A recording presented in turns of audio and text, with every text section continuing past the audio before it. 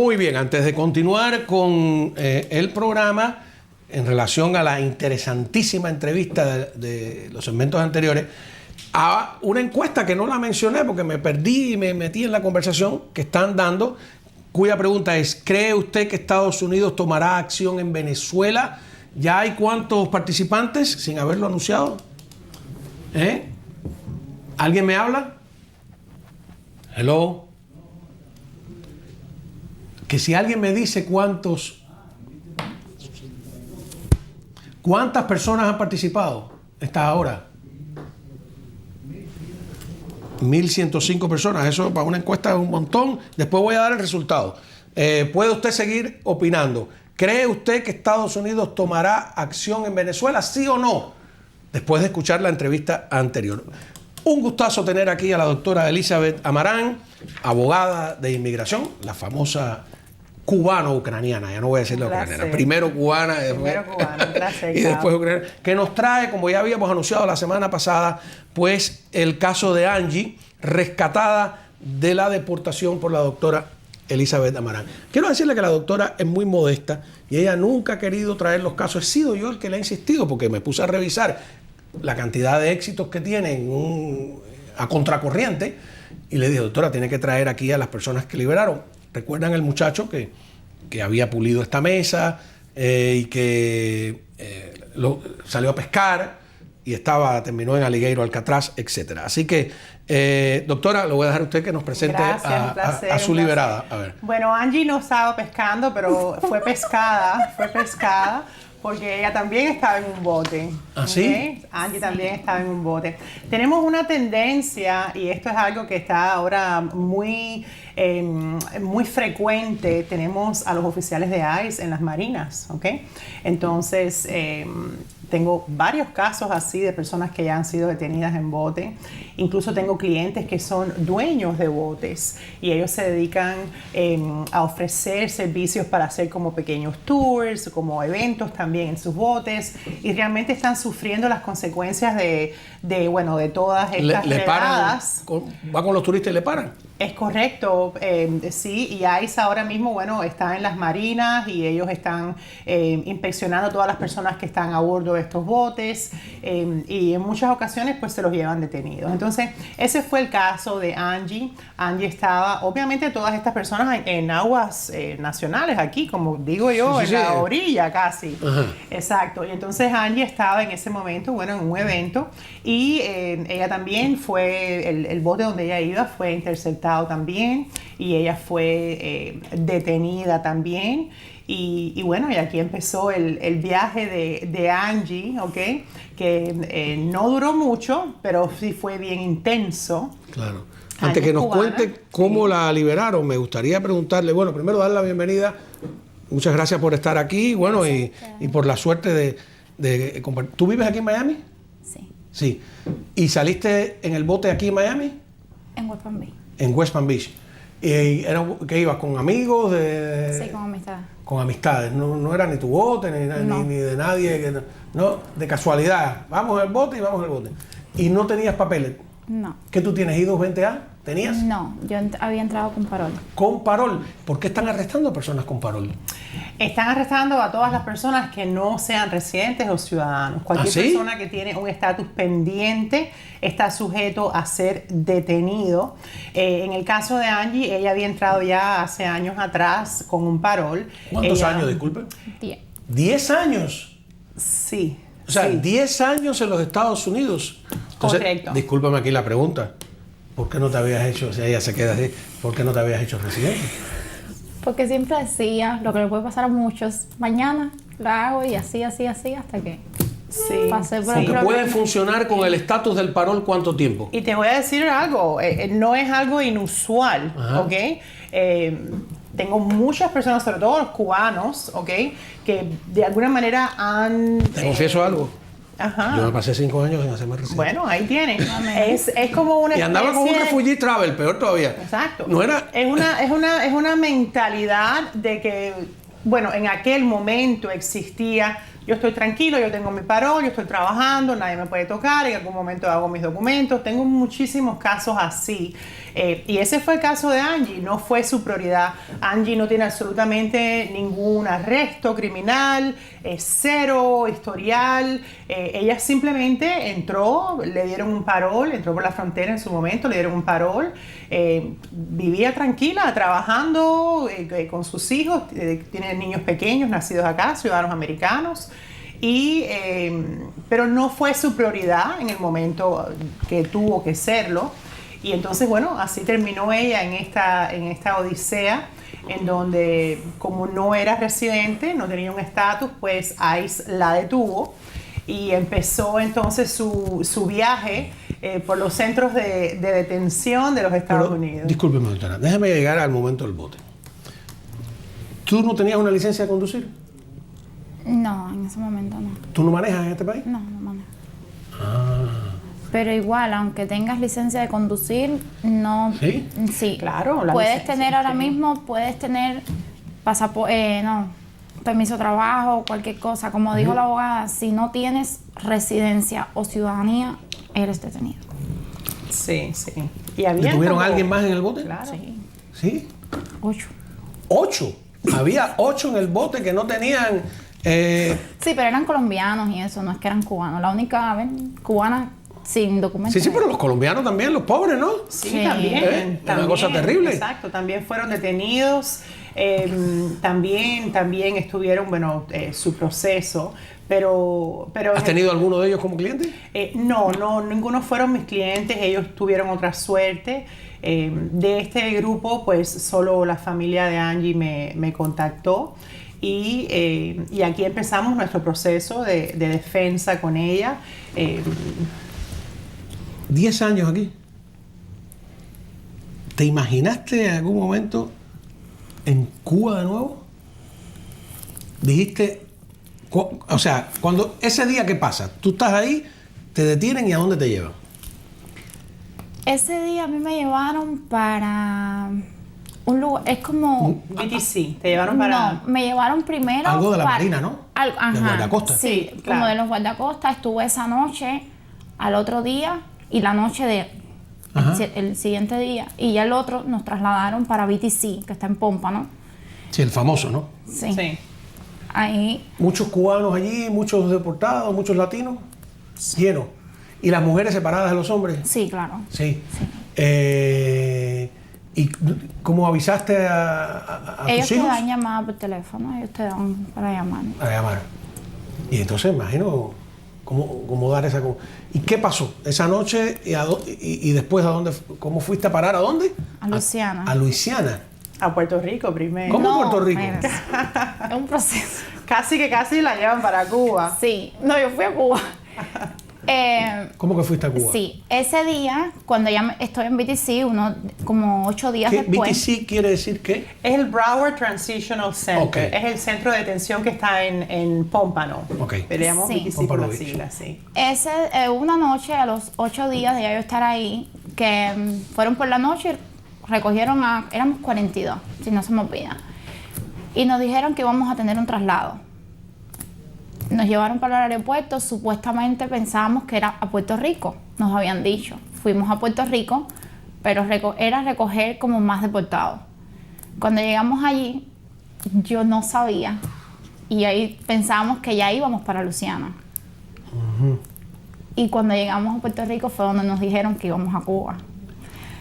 ¿Qué pasa? Que en ese momento uno siente nervios, siente todo porque como que vas a Cuba. Yo no sabía, puede que sea el caso que te suelten ahí mismo. Pero un oficial nos dijo que no nos preocupáramos, las que éramos cubanas, que no nos preocupáramos, que nosotros íbamos, era un traslado, que a Cuba íbamos a ir a la base naval de Guantánamo a recoger a unos chinos. Y así mismo fue. Fue a la base. Sí, fuimos a la base, recogimos a unos chinos y ya de ahí fuimos a Luisiana. ¿Y los chinos fueron para Luisiana también? No, nos dejaron a todos nosotros y siguieron con ellos para aquí para Miami. El avión siguió para aquí para Miami. Pero eso es una gastadera de dinero. Sí. O sea, se están gastando... Impresionante, sí. Sí. ¿No? Ella terminó en un centro de detención en Luisiana, bien Ajá. complicado. ¿Por qué es complicado? Este centro es casi siempre como el punto final para muchas personas que ya van a ser deportadas. Ella ya pudo ver muchísimas personas que estaban, creo que ella fue de su grupo la única persona que pudo salir, porque todos los demás, bueno, terminaron siendo deportados. ¿Otros cubanos que estaban ahí contigo fueron deportados? Sí, una semana antes de yo salir, fueron también por la noche y supuestamente había gente que tenían que esperar 3, 4 meses a que hubiera un avión para Cuba. ¿Cómo es ese momento en que deportan a tus compatriotas? No, ellos te llaman ahí afuera, ellos se paran en la puerta, te llaman. ¿Y tú no sabes para qué? No. Supuestamente hay un video que te sale cuando ya te llega el día de tu deportación, te sale un video. Si a ti te sale ese video, ya tú sabes que esa noche tú te vas a ir. ¿Ah, sí? Sí. ¿Y qué dice el video? No, es como imágenes, hablan el centro de detención y cosas así, ¿sabes? Pero O sea, al no, que no es un video de orientación, nada. No. Cuando ¿Y ya... por qué ustedes saben que...? O sea, Porque ya todo el mundo ahí sabía que cuando ese video salía, ya todo el mundo se iba. ¿sí? Sí, pero ese día había gente de otros países que sabían que le llegaba su deportación. Por ejemplo, con el caso ese de las personas que se fueron para Cuba, supuestamente en Cuba no estaban llegando vuelos. Y esa noche fueron y recogieron a... De toda la prisión se fueron 47. Y se fueron... Cubanos. Y fueron para Cuba. ¿Has logrado saber qué pasa cuando llegan a Cuba? Gente, tú con 10 años, que no tienes casa, que no tienes... ¿A dónde vas a parar? Yo no sé. Sí. Porque Cuba debe determinar este sí, este no, ¿eh? Obvio, todas las personas que son regresadas pasan por un prechequeo de aceptación. El gobierno de Cuba acepta a ciertas personas y otras no las acepta. Son las ¿Qué personas pasa que si no busquen- te aceptan? Si no te aceptan, te regresan al centro de detención. Los oficiales tienen un protocolo que comienzan a ofrecerte una especie de autodeportación para un tercer país. Te dan opciones. Si una persona lo acepta, pues comienza el trámite para otro país. Tenemos escenarios en donde estos terceros países tampoco aceptan a esta persona, ya sea por un historial criminal anterior o bueno, por razones bien privadas de ese país o de los contratos que ellos tienen con el gobierno de los Estados Unidos. Pero en el caso de que no te acepte Cuba y no te acepta el tercer país, pues estas son las personas que tenemos ya detenidas por un largo tiempo. Y bueno, el único recurso que tuviéramos para ellos es una petición de habeas corpus en la Corte Federal, donde pedimos a la Corte que el Departamento de Inmigración responda por la detención de esta persona y procesen su salida, ya que no ha sido devuelto a Cuba, no ha sido deportado a un tercer país, pues no puede estar detenido indefinidamente. So, este es el curso que estas personas tienen. Mira, te estaba sí. buscando aquí. Mira tú qué curioso esto. Este es Adermis Wilson. Es un cubano que secuestró una avioneta en el 2013 en Isla de Pinos, Isla de la Juventud. ¿Conoces el caso? Con la mujer y los 2 niños, algo así. No, este estaba solo. Y supuestamente con una granada, que resultó ser una granada Correcto, falsa. sí. El piloto le dijo, no puedo, con esta gasolina no llego a Miami. Aterriza en el aeropuerto José Martí de La Habana y Fidel personalmente negocia con él y trata de convencerlo. Y no lo convence. Claro, Cuba llama a los Estados Unidos. En cuanto llegó aquí a Estados Unidos, lo detuvieron. Estuvo 20 Fue años detenido preso. y puesto en prisión, sí. Bueno, ahora fue liberado, lo mandaron a México. Correcto. Está en México, sin papeles, sin nada, sin saber a dónde va.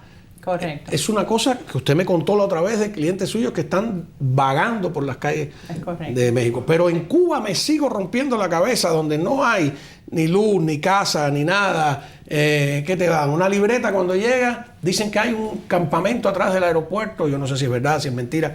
Es una cosa terrible lo de la deportación a Cuba. Hay que usarlo como argumento, no es una deportación a cualquier lugar. ¿Qué pasó entonces cuando llegaste a Luisiana? No, y ahí nos procesaron. ¿Qué significa que lo procesaron? Bueno, ya cuando los procesan, si la persona no tiene una orden final de deportación... Entonces, Ella no la tenía. Ella no la tenía. Ella no había tenido contacto con inmigración, obviamente, más allá del paro inicial que le habían dado cuando entró. Pero en ese momento ya, cuando la procesan, le tienen que dar una fecha en corte, tienen que presentarla frente a un juez. Y cuando ella llegó a Luisiana, fue que pues, su familia nos contactó. Y entonces aquí entramos nuestra aparición. ¿Qué estrategia? Yo le he contado ya a la gente que usted es ajedrecista. ¿No? ¿Sabía eso? Que es campeona de ajedrez y sus hijos también. No, y a mí sí, a mí no me parece un detalle menor. porque todo el problema de la logística... No tanto como campeona. Bueno. Mis hijos son campeones. Sí, ellos sí. Pero ya me ganan a mí. Eso ya no tengo el título. Ya. Sí, pero sí. La logística de un caso que es tan importante como cualquier otra cosa, ¿no? ¿Cuál fue la logística en este caso? Bueno, en el caso de Angie, realmente nuestra preocupación era que ella fuera procesada como un extranjero en busca de admisión, un arriving alien, ¿ok? Entonces, lo que pasa con los arriving aliens y la corte es que los jueces no tienen aquí, disculpa, jurisdicción. porque ¿cómo tú entraste a Estados Unidos? Por la frontera. ¿En qué año? 2015. En el 2015, así hace 10 años, por México. Ok. So, esta era porque ella le dieron ese parol en la misma frontera. Entonces, esa era nuestra única preocupación y el fiscal pues trató de argumentar este argumento porque obviamente si ella es designada como un arriving alien, pues la corte no tiene jurisdicción sobre el ajuste y era su única defensa porque ya habíamos pasado el tiempo para una posible aplicación de asilo. Ella nunca puso un asilo, pasaron 10 años.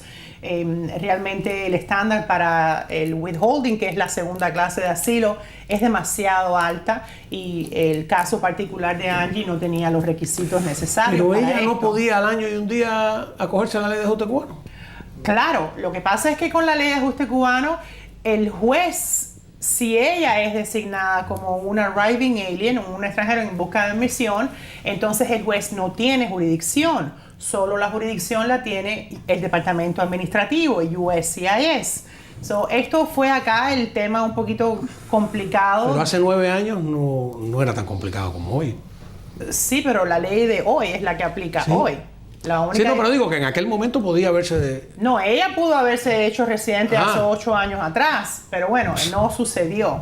El punto es que hoy, cuando tuvimos el caso de ella, ese fue como el reto. Entonces, obviamente el argumento es que ella no era un arriving alien y que también, por otro lado, no calificaba para fianza tampoco, porque entró por la frontera y tenemos un caso de Yajure Hurtado, donde el panel de apelaciones recientemente dijo que absolutamente nadie que entre por la frontera es elegible para una fianza. Entonces, no hicimos hincapié en la fianza porque estábamos preparándonos un poco más para que el juez tuviera jurisdicción sobre... O sea, saber qué es lo que vas a defender. Claro, porque si te equivocas... el argumento para que ella saliera bajo fianza hubiera de pronto perjudicado la elegibilidad para el ajuste. Claro, que eso es algo que la doctora dijo la otra vez con el otro muchacho, ¿no? Que es, ojo, aguanta un poquito más en la cárcel. Correcto. Porque por tal de salir hoy, como tanta gente en el pasado que firmó Correcto. culpabilidades por tal de salir de la cárcel, no están Y embarcados. en el caso de los centros de detención, constantemente, y Angie puede decirlo, tienen la presión de los oficiales, donde les están diciendo constantemente, tú no eres elegible para nada, los abogados te van a estafar, no hables con nadie, no pierdas tu tiempo, firma aquí, te vamos a sacar más rápido. Entonces es una especie de batalla psicológica que en el centro de detención los detenidos tienen, y por otro lado ella estaba en una situación bien vulnerable porque tiene sus niños pequeños. ¿Qué edad tienen tus niños? El pequeño tiene 6 y el grande tiene 9. Entonces ¿Tienen video de los niños? Ah, sí. pero tenemos el video de los ¿se puede niños poner el rostro de los niños? recibiéndola, ¿Ah, sí? recibiéndola. Bueno, vamos a ver ahí, es un momento emocionante. a ver. Sí.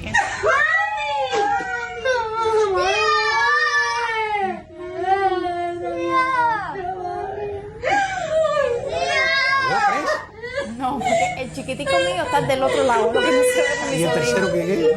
Mi sobrino. Ah, que se sumó a la emoción. Sí, ese es otro hijo. Qué momento, ¿no?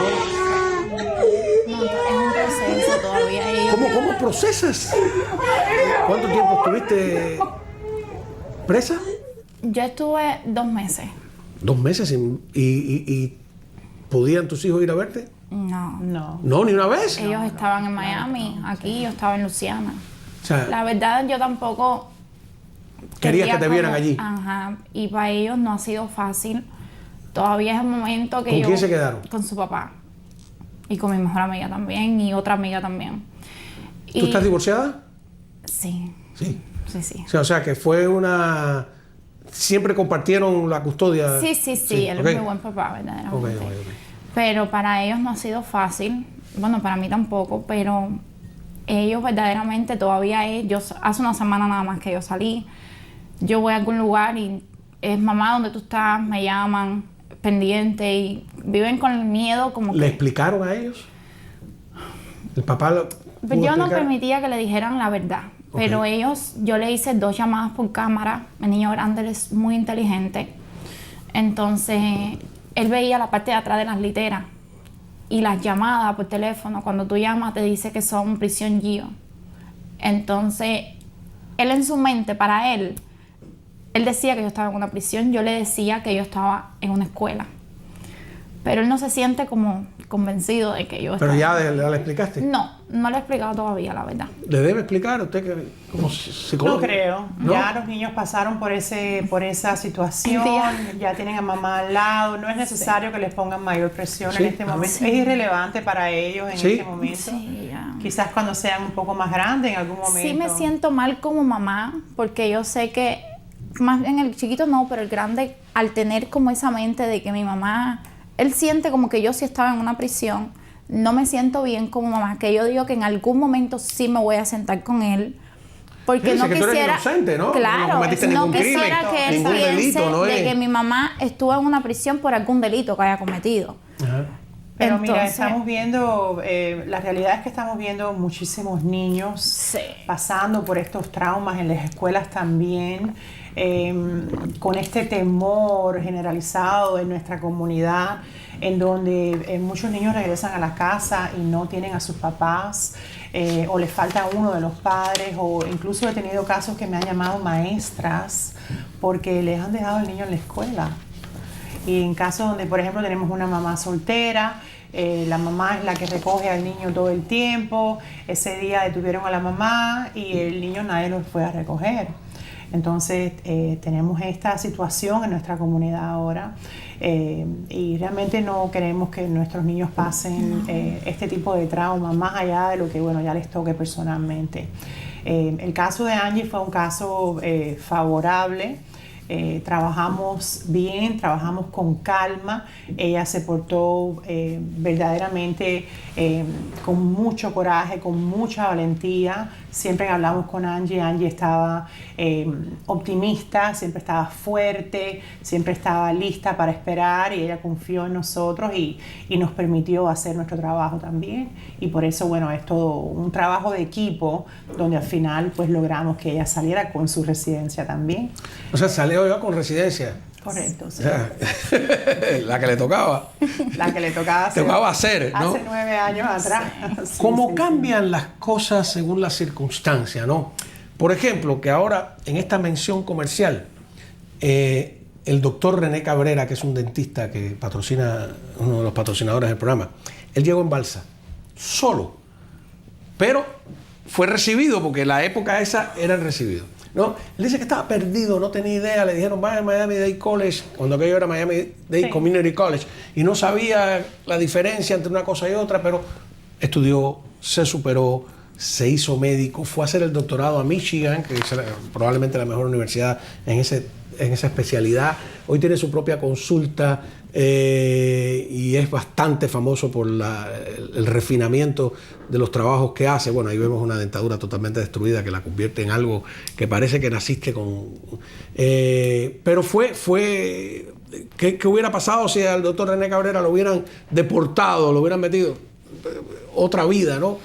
Así es. Y tenemos una sola vida, que es el problema. Así es, tenemos muchísimos casos de personas que han llegado a los Estados Unidos y se han superado y han demostrado que realmente meritan estar acá, que han aportado a nuestras comunidades y por eso seguimos luchando y eso lo contempla la ley. Para esto es que nuestras leyes de migración permiten que personas así entren y se legalicen y que sigan su camino y que se hagan mejores personas, se hagan profesionales o que aporten, que trabajen, que tengan a sus familias también. Esto está dentro de nuestra ley. Pero sé que estuvo, doctora, en Texas también. Estuve en Texas la semana pasada, estuve en El Paso. Yo creo que el caso de ella era el de Texas. ¿Cuál es el caso de Texas? Este es otro chico. ¿También pescando? No, él no estaba pescando. A él lo pararon por ni siquiera una infracción de tráfico. Simplemente un oficial se paró detrás de su vehículo y lo pararon el vehículo. Pero eso, yo tenía entendido que aquí para pararte tenías que cometer una infracción o haber algo sospechoso, ¿no? Acuérdate que la Corte Suprema ha aprobado el perfil racial para las detenciones de ICE, ¿ok? Entonces, ahora tenemos los oficiales operando bajo este esquema en donde si tú luces como que no tienes papeles, te paro. ¿Entiendes? Entonces, algo así. ¿Y si luces latino? Obvio, luces latino, si tienes un carrito. Sí, pero oficialmente eso sería racismo. Entonces, la idea es si luces que no tienes papeles. ¿Y cómo? Si luces. ¿Cómo tienen cara? ¿Cuál es la cara de los que no tienen papeles? No existe. Entonces, es una teoría lombrosiana. No existe. Este perfil no existe. Este perfil está en la cabeza del oficial. ¿Ok? Eso lo que quiere decir que este oficial puede parar absolutamente a cualquier persona. Y este chico, bueno, pues así fue su auto parado y él fue detenido también. Él también entró por la frontera, pero con una I-220A, ¿ok? Entonces fue un caso para mí muy especial. Terminamos con residencia y con asilo. ¿Ah, sí? ¿Ganaste el caso? Sí, ganamos el caso también.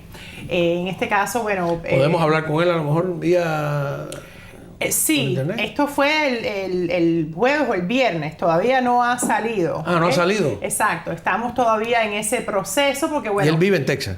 No, él es de aquí de Orlando. Ah, ¿sí? Él es de aquí de Orlando, exacto. Porque te trasladan por todo el país. Te trasladan por todo el ¿Por país. qué? Porque es considerado federal. Es federal. El proceso de inmigración es un proceso federal. Siempre federal. Siempre es federal. O sea, que puedes parar en Alaska. Claro. Entonces tú vas a cualquier centro de detención que el Departamento de Migración pues te lleve.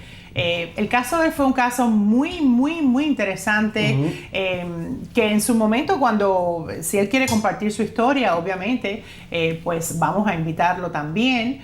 Pero en mi experiencia en El Paso y ahora más que nunca le quiero decir a las personas que están en un proceso de detención, una transferencia no es necesariamente negativa. Tenemos jurisdicciones que se muestran un poco más favorables que otras y en este momento la jurisdicción de Texas está mostrándose muy favorable para el argumento de la I-220A. ¿Sí? Y la residencia. Sí, que usted había dicho eso, que Miami se había vuelto más duro, o la Florida, el sur de la Florida. Miami está como que en espera porque tenemos ahora una decisión que va a entrar en diciembre. Esperamos todo, un poco de aclaración en cuanto a este argumento del paro constructivo bajo la I-220A. Sin embargo, otras jurisdicciones sí están ya los jueces tomando la iniciativa, interpretando la ley como realmente la estamos interpretando muchos abogados, en donde si usted entró por la frontera y fue procesado bajo la sección 235, la única manera de salir era con un paro humanitario, no con una I-220A. Entonces, esta experiencia mía en El Paso fue fantástica. Primero porque todas las personas súper agradables, la jueza un amor, muy justa, muy dispuesta a escuchar todo el argumento legal del asilo. El asilo muy interesante, muy interesante. Este chico su lineaje es de los mambises, ¿ok? Y tiene familia, y su familia en Cuba era una familia conocida por cierta posición, que obviamente él... ¿Podemos saber, ya estoy curioso, el apellido? No te lo puedo compartir todavía porque primero quiero compartirlo con él, obviamente. Okay. Pero su teoría es una teoría muy interesante, y la jueza estaba muy curiosa y muy dispuesta a escuchar los argumentos. Y entonces esta jueza, pues, tuvimos una audiencia extremadamente larga, pero todos los puntos fueron discutidos, todo el testimonio fue presentado, toda la evidencia. Obviamente esto llevó meses de preparación para poder ya presentarle todo a la jueza.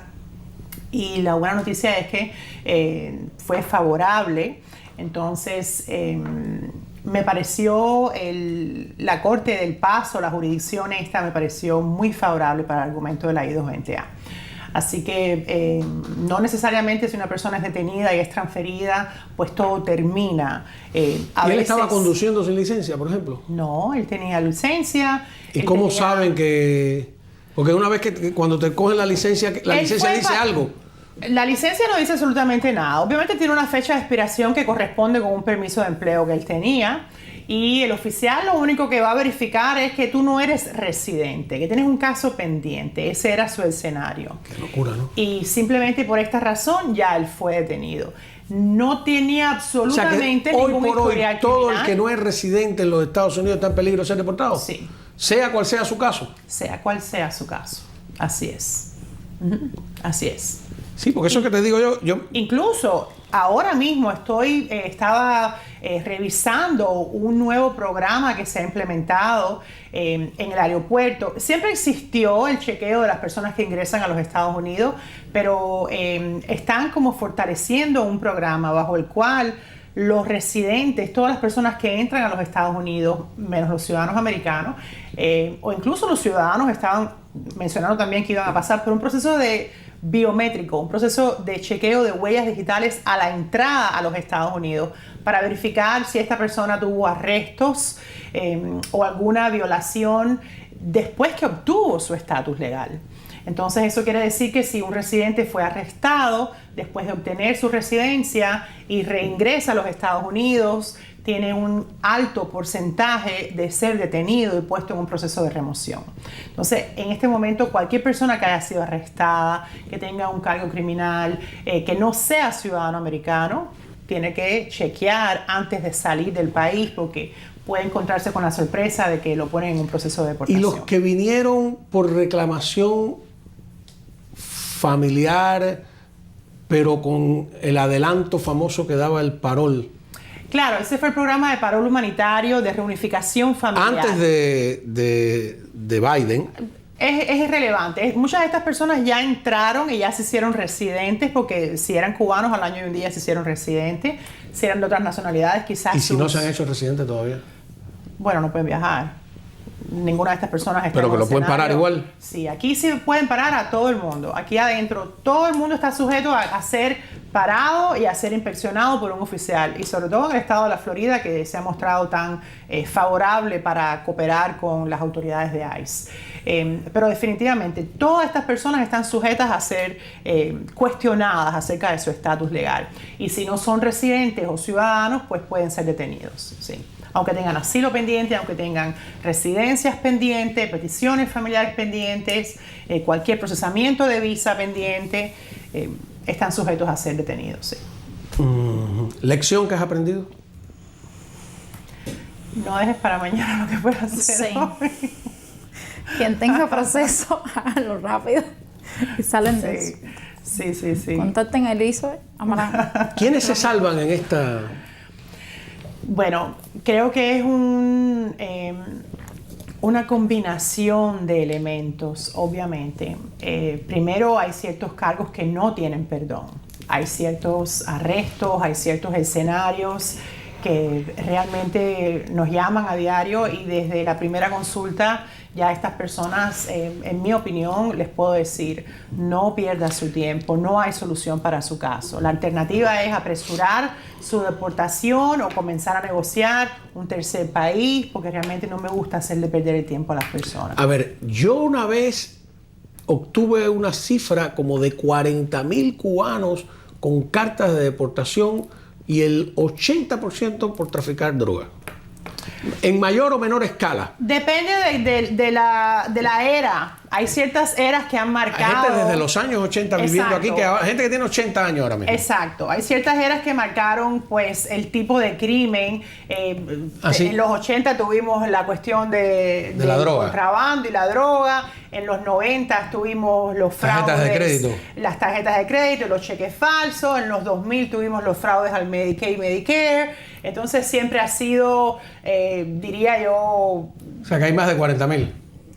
Yo creo que sí, ¿Todos están en peligro de ser deportados? Todos están en peligro, exacto.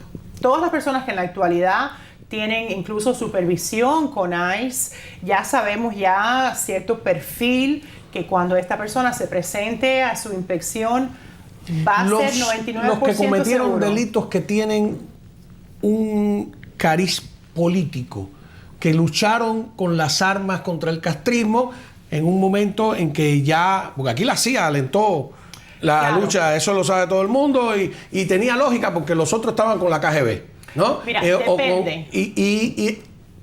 Y ahora resulta que, bueno, tienen causas, órdenes de deportación. Correcto. Depende, porque lo que puede ser interpretado por un grupo como una lucha política, para otro grupo es interpretado como un acto de terrorismo violento.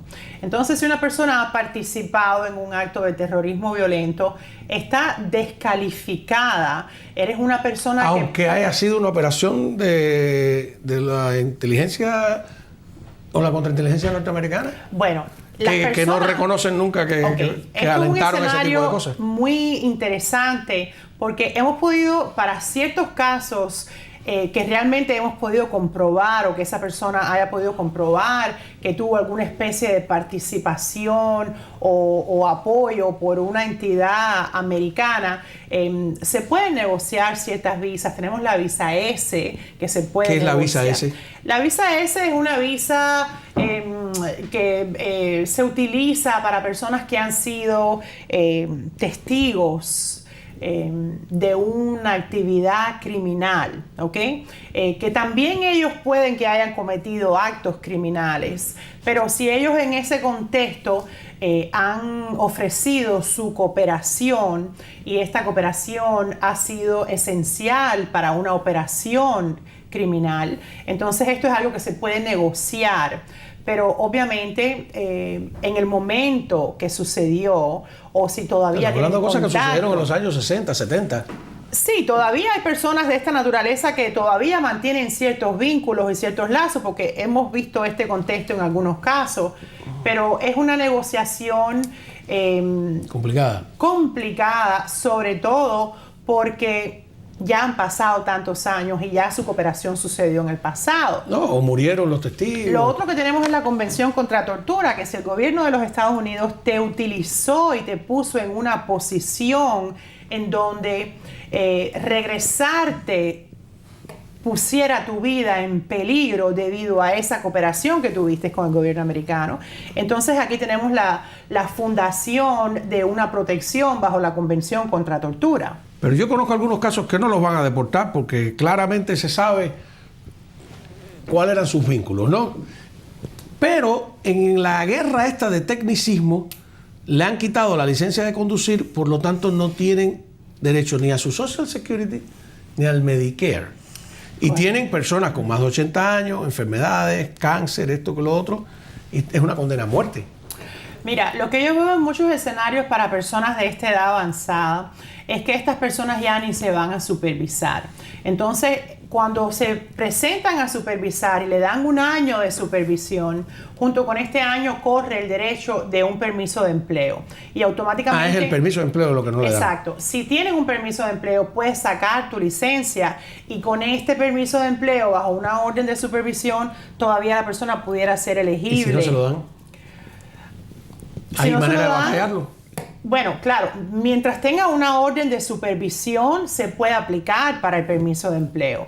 Pero muchas de estas personas yo he tenido personas de esta edad que han llegado, que hace muchísimos años no se presentan a ICE, Entonces hay que sacarles una cita, hay que hacer un proceso, hay que demostrarle a ICE que no están por razones humanitarias, no son elegibles para una deportación.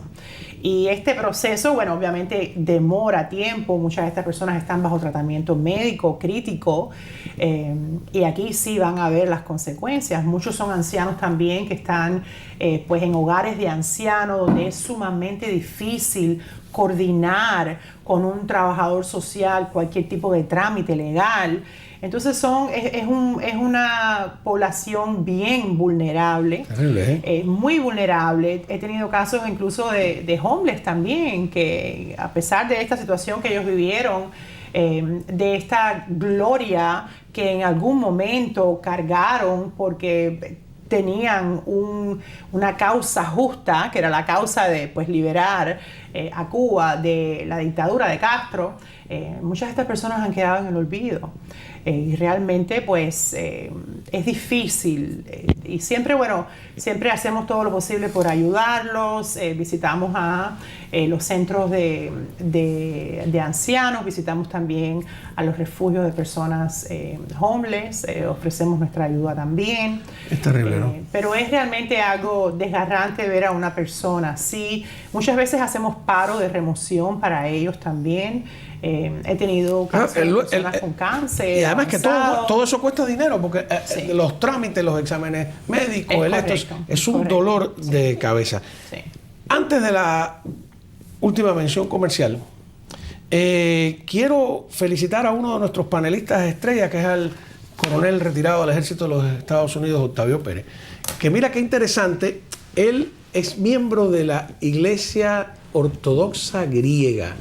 Y acaba de ser, y tenemos por ahí algunas imágenes, José Antonio ahora estuvo, mis hijos estuvieron allí también, investido como diácono. Wow. En una ceremonia muy vistosa, muy tradicional y muy emocionante también, ¿verdad, José Antonio? Que estuvo ahí presente, estuvieron muchos de nuestros colegas, ¿no? Dice que impresionante, dice José Antonio. Ajá, míralo ahí, lo vemos el de negro. Es como, qué interesante, ¿no? El obispo Sebastiano, ¿no? Vino específicamente a hacer la ceremonia que es. Así que felicidades a nuestro querido coronel Octavio. Ya saben, cuando yo hablo de la doctora Elizabeth Amarán, no estoy haciendo publicidad, tiene éxitos concretos. No quiere decir eso que se garantice que todo el mundo y que todo caso vaya a ser exitoso, porque está muy complicada la cosa. Pero es importante, y yo digo esto, doctora, en ausencia suya, ¿no? Pero usted nos pregunta si eres demócrata, eres republicano, porque estamos en una época que es que como definirse, que eso me caía mal en Cuba. En Cuba había que estar definido, ¿no? Y yo creo que para un abogado lo que uno quiere en cualquier sistema, en cualquier circunstancia, es que te defienda. Seas tú quien sea, porque esa es su misión, defenderte. Y en este caso... Y nuestro juramento socrático incluye que no tenemos parcialidad con ciertos partidos o con ciertos prejuicios que uno pueda tener personales. Y yo siempre he manejado eso muy cuidadosamente en mi profesión. Porque realmente no hay espacio cuando uno practica leyes, no hay espacio para que tus ideales personales o tus prejuicios o tus ideas o tus inclinaciones políticas influyan tu trabajo. No hay espacio para eso. Entonces, es realmente de la manera que practicamos leyes en mi firma, sin permitir que haya un favoritismo por un partido o por otro partido, o por una raza, o por una religión, o por... eso no es lo que miramos. Lo que miramos es qué dice la ley. Esa es nuestra profesión y nuestra obligación. ¿Qué dice la ley? Y el individuo que tengo al frente, ¿cómo puedo hacer que esta ley sea aplicable para su caso? Y eso va mucho más allá de una opinión política o racial o religiosa. incluso de comportamientos. No tenemos espacio para juzgar a nuestros clientes por sus comportamientos. No me puedo dar el lujo de decir, bueno, esta persona cometió este crimen, por lo tanto, este crimen para mí es algo que no lo voy a representar. No hay espacio para eso en una práctica legal. No, mira, y la vida es muy dura y muy complicada. Hay un caso muy triste de uno de nuestros panelistas que estuvo la semana pasada aquí, el doctor Rafael Marrero, del Instituto de Estudios Estratégicos. Su hijo, ¿cuándo fue, José Antonio? Ayer, ¿no? Murió ya con 39 años de edad de una sobredosis de fentanilo. Wow. Entonces, cuando uno ve eso y dice, bueno, aquí está, mira, Marrero, el de la izquierda, por supuesto, Rick Herrero, ¿no? Rick Prado, disculpa, como Rick Herrero. Ajá, y el hijo. Entonces tú dices, wow, el tema del fentanilo está bastante complicado. Nuestro pésame para Rafael Marrero, que publicó una nota hablando de que hay que luchar contra el fentanilo, cómo le arrebató a su hijo ya, su único hijo además, una cosa terrible, ¿no? Sí, así es. Sí, es espantoso todo lo sucedido. Nada, doctora, muchas gracias. Un placer, un placer. Gracias. Welcome por la invitación. to Gracias. a la vida, bienvenida a la vida, ¿no? De nuevo, a cuidar de los sus hijos hijitos, y del papeleo que hay en este país, que hay que cumplir trámites de alguna manera. Y si no, nos vamos al rey de los jugos. Y nos tomamos un juguito. No, tiene que salir del tequeño venezolano y la croqueta cubana o el pastelito. ¿De cuál le gusta? ¿El de guayaba, el de queso? El de coco. El de coco. Sí, todo lo que tenga coco me fascina. A mí también me fascina el coco. Hoy nos trajo, porque a los muchachos les gusta el filete de pescado empanizado, ¿no? Yo, nada, le agradezco y la verdad que es una maravilla, es el renacer de la comida tradicional cubana en el West de Hialeah, queda ahí podemos de nuevo poner ahí la dirección para que la gente la vea, es la avenida 16, número 4410. ¿Qué me decía José Antonio antes de despedir? Ah, sí, importante. Hicimos una encuesta, doctora. ¿Cree usted que Estados Unidos tomará acción en Venezuela, sí o no? 1.498 personas votaron, 82% cree que sí, que Estados Unidos tomará acción en Venezuela y solo 18% que no. Y fíjate, mi impresión es que la mayoría cree que no, pero eso ha ido cambiando. Bueno, es que cuando está anulado hay que traer sombrilla. Sí, nos quedamos con esa frase de la doctora. Cuando está nublado hay que traer sombrilla. Nada, muchísimas gracias a todos ustedes. Nos vemos mañana a la misma hora. Gracias.